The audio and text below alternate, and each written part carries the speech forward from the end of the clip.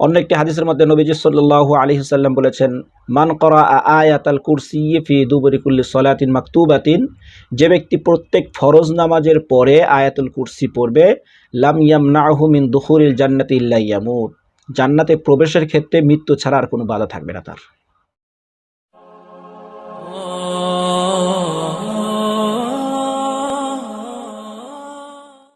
আসসালামু আলাইকুম ওয়া রাহমাতুল্লাহি ওয়া বারাকাতুহু।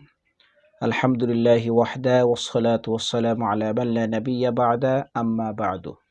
সুপ্রিয় দর্শক এবং শ্রোতা মণ্ডলী, কাছে কিংবা দূরে, দেশে কিংবা বিশ্বজুড়ে যে যেখান থেকে আমাদের সাথে সংযুক্ত আছেন, সকলের কৃতজ্ঞতা মোবারকবাদ জানাচ্ছি এবং সুস্বাস্থ্য সকলের কামনা করছি। একই সাথে সকলের দোয়া এবং শুভকামনা নিয়ে শুরু করছি আজকে আমাদের এই বিশেষ আয়োজন। আজকে আমাদের এই বিশেষ আয়োজনে আমরা আয়াতুল কুরসির তরজমা এবং ফজিলত, সেই সাথে সংক্ষিপ্ত কিছু তাফসির ব্যাখ্যা শোনার চেষ্টা করব।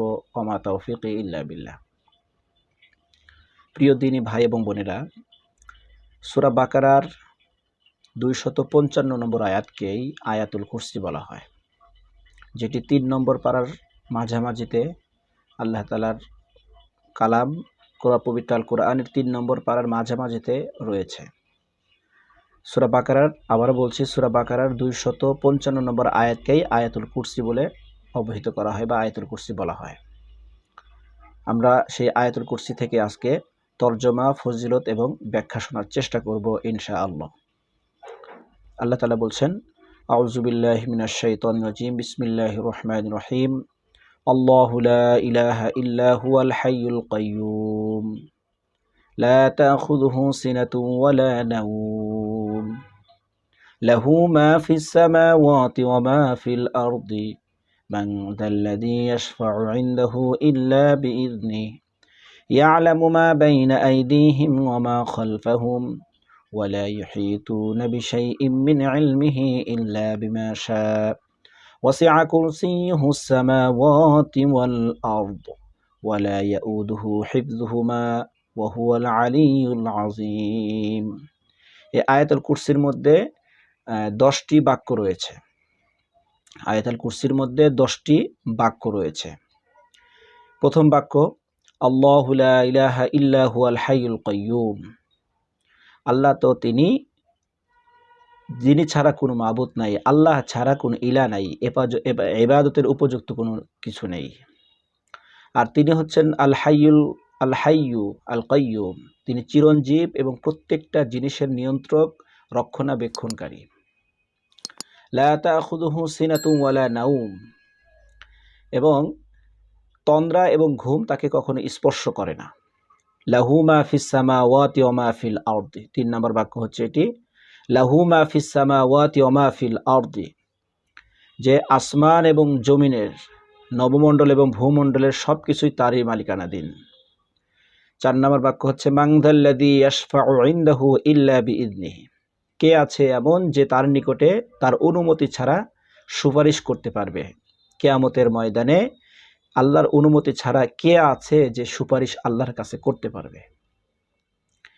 এর পরের বাক্য হচ্ছে, ইয়া'লামু মা বাইনা আইদিহিম ওয়া মা খালফাহুম, তাদের সামনে এবং পিছনে যা কিছু রয়েছে সব কিছুই তিনি জানেন।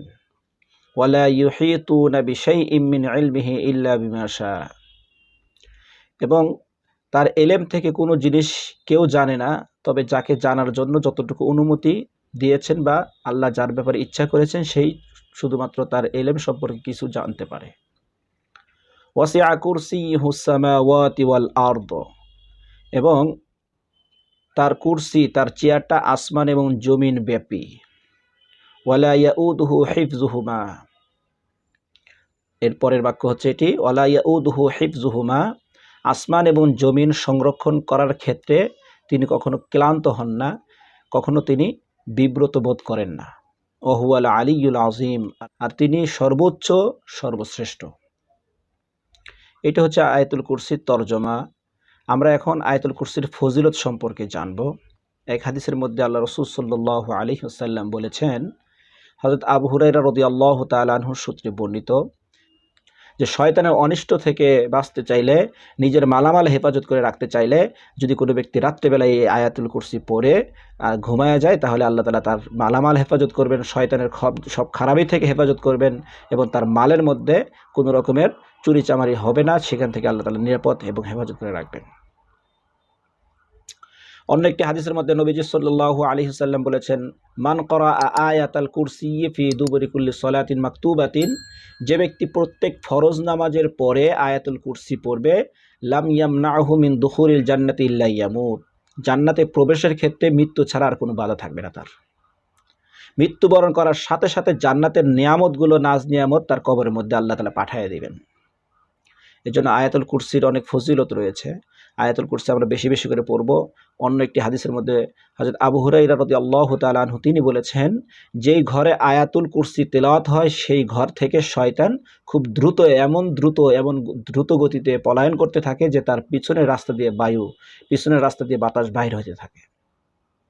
সুতরাং আয়াতুল কুরসির ফজিলত বিষয়ে হয়তো আমি আশা করি যে আয়াতুল কুরসির ফজিলত ইতিমধ্যে আমরা জানতে পারলাম। আমরা আয়াতুল কুরসি বেশি করে পড়ব।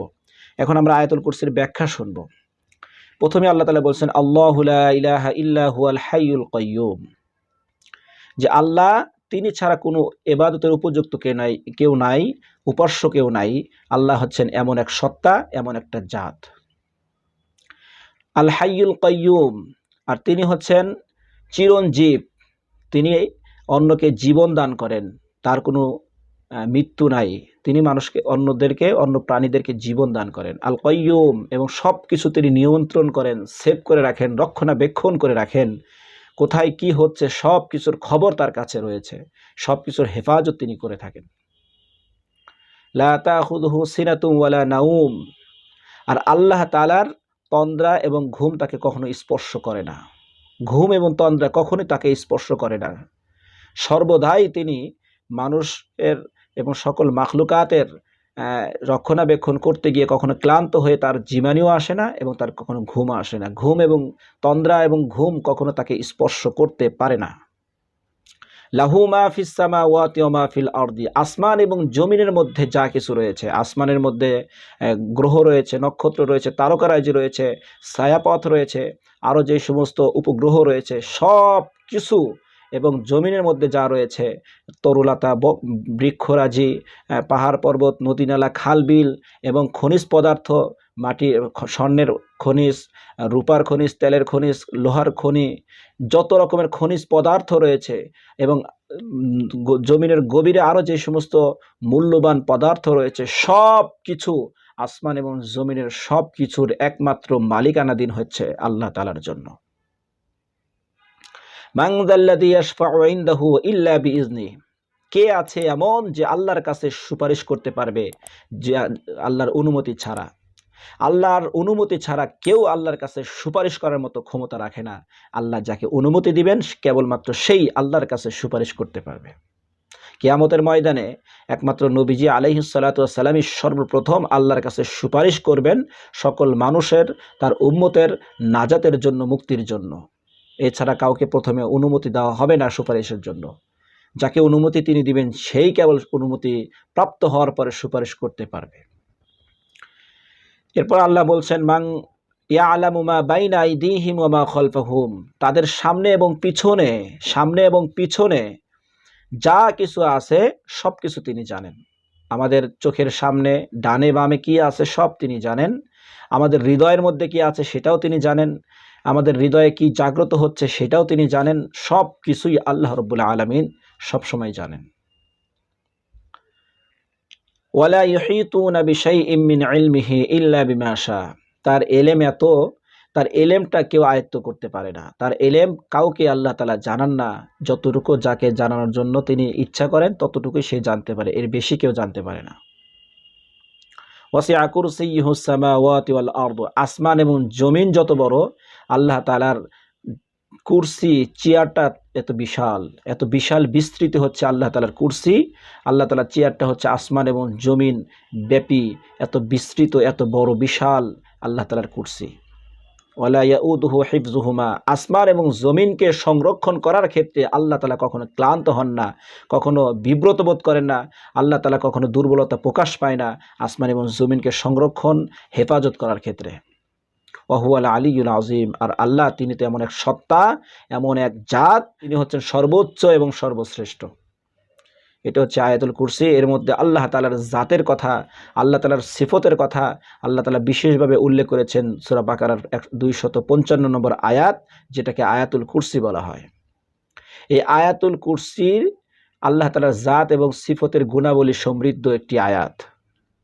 আমরা যেহেতু আল্লাহর গোলাম, আমাদের অবশ্যই আল্লাহর জাত সিফত, আল্লাহর বরত্ব সম্পর্কে ধারণা থাকতে হবে। যদি আল্লাহর বরত্ব মহত্ব সম্পর্কে আমাদের জ্ঞান থাকে, ইলম থাকে, তাহলে আল্লাহর ইবাদত করা, আল্লাহর তাকওয়া, আল্লাহর ভয় অন্তরে আনাটা সহজ হবে এবং আল্লাহকে সামনে রেখে ইবাদত বন্দেগী করাটা আমাদের জন্য অত্যন্ত সহজ এবং আসান হবে। আল্লাহ তাআলা আমাদেরকে আল্লাহর বরত্ব মহত্ব, আল্লাহর গুণাবলী, আল্লাহর সিফতি নামগুলো সবগুলো, আল্লাহ তাআলার এই সমস্ত নামগুলোর প্রতি আমাদেরকে শ্রদ্ধা রেখে স্মরণ রাখার এবং সেই অনুযায়ী আল্লাহর বরত্ব অন্তরের মধ্যে ধারণ করার এবং আল্লাহর ইবাদত বন্দেগী, আল্লাহর নিষেধ কার্যাবলী থেকে বেঁচে থাকার এবং যে সমস্ত আদেশ করেছেন সেগুলো যেন শক্তভাবে আঁকড়ে ধরে পালন করতে পারি, সেই তৌফিক আল্লাহ তাআলা আমাদেরকে সবসময় দান করুন। আমাদের সকলকে আল্লাহ তাআলা সুস্থ রাখুন, ভালো রাখুন, ঈমান আমলের সাথে রাখুন, এই আশা ব্যক্ত করেই সকলের সুস্বাস্থ্য এবং ঈমানী জীবন, আমলি জীবন কামনা করে বিদায় নিচ্ছি। আসসালামু আলাইকুম ওয়া রাহমাতুল্লাহি ওয়া বারাকাতুহু।